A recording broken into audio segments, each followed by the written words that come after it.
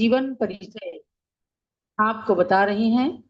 और उन जीवन परिचयों को ऐसे चमत्कारिक छंदों के माध्यम से, जिन्हें पूज्य ज्ञानमती माता जी ने कल्याण कल्प तरु स्तोत्र के नाम से आज से 50 साल पहले लिखा, एकाक्षरी छंद से लेकर 30 अक्षर के छंदों का प्रयोग करते हुए पूरे 24 भगवान की स्तुति में 141 छंदों का प्रयोग किया है।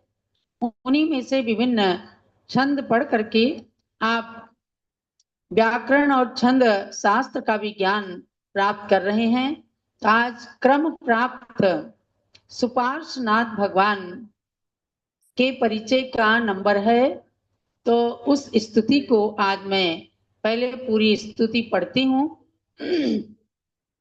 ये स्तुतियां आपको भारत गौरव गणी ज्ञानमती माता जी यूट्यूब चैनल पर प्राप्त होंगी। स्तुतियां अलग और उन स्तुतियों के माध्यम से जो भगवान के परिचय आ रहे हैं वह अलग रहेंगे।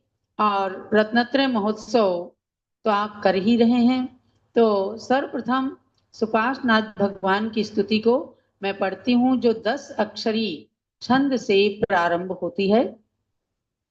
ओम ह्रीं श्री सुपार्श्वनाथ जिनेन्द्राय नमः। संगवर्जनात् प्रभो न रागः, शस्त्रशून्यतश्च तेन रोषः, दिव्य सत्यवागतो न दोषः, त्वां नमामि भो सुपार्श्वदेव। सौम्यतनुस्त्वं देहि विमुक्तः, मुक्तिरमासक्तोऽपि विरागः, कर्म जय निष्कारुणिकः स्यात्, नाथ तथापि त्वं करुणाब्धिः।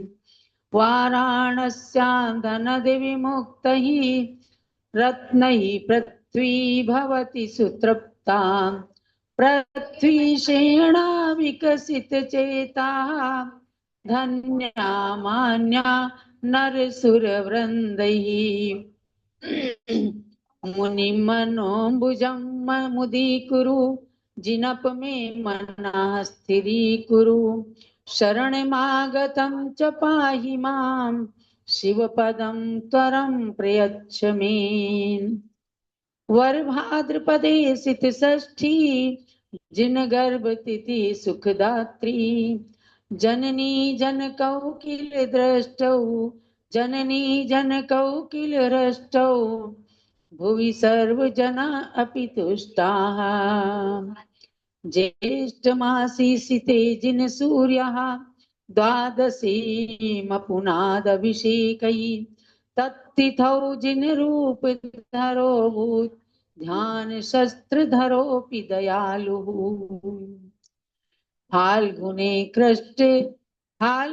कृष्ण यस्य षष्ठ्यां, केवल भास्वान् प्रादुरभूत् सः, फाल्गुन सप्तम्यामसिते सौ, फाल्गुन सप्तम्यामसिते सौ, ज्ञान सुधाव्रत मुक्तिपतिः स्यात्। हरित तनुर्गुणमणिभाग, द्विशत धनुस्त्रिभुवन दृक्, मददमनो भवि सुखकृत्, क्रुध शमनस्तव शुभवाक्। 20 लक्ष पूर्वायुः, सुपार्श्वः सुप्रतिष्ठजः, पायादिक्ष्वाकुवंशी मे, जिनः स्वस्तिक लांछनः। जय बोलो सुपार्श्वनाथ भगवान की जय।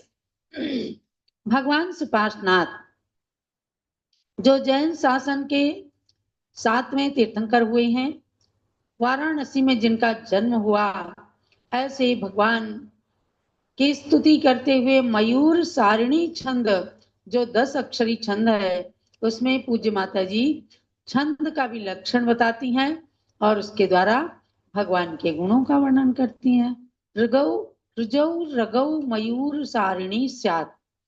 10 अक्षरी के छंद में 3 तो गण और 1 अक्षर, यानी जिस छंद में एक रगण, एक जगण, एक रगण और एक गुरु हो, उसे मयूर सारिणी छंद कहते हैं। जैसे मयूर चलता है, इस प्रकार से मयूर सारिणी छंद को बताया।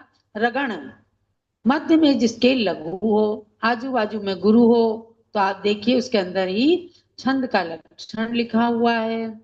और उसके बाद एक जगण जो गुरु मध्य, गुरु जिसके मध्य में है, आजू बाजू लघु है, वह है जगण।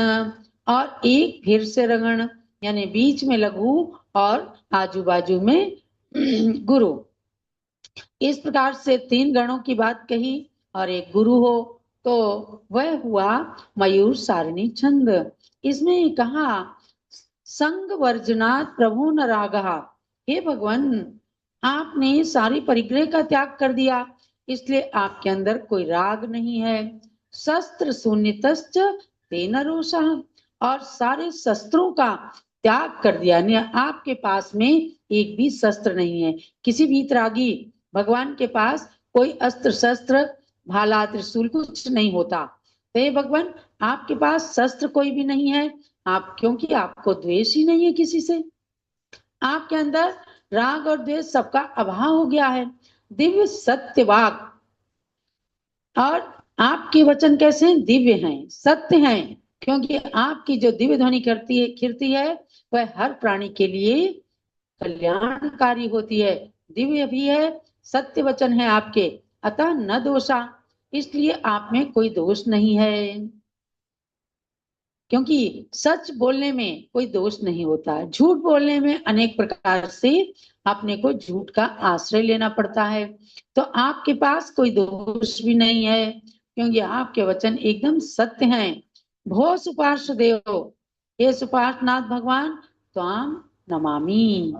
कहा अहम त्वाम नमामि, हे भगवान, मैं आपको नमस्कार करता हूं, क्योंकि आपके अंदर न राग है, न द्वेष है, न झूठ है, सारे गुण आपके अंदर हैं, सारे दोषों से आप रहित हो चुके हैं। इसलिए हे प्रभु सुपार्शनाथ भगवान, मैं आपको नमन करता हूँ। इस प्रकार से आप ये तीर्थंकर देशना के अंदर आपने सुपार्शनाथ भगवान की पूरी स्तुति सुनी और एक श्लोक का अर्थ जाना। अब हम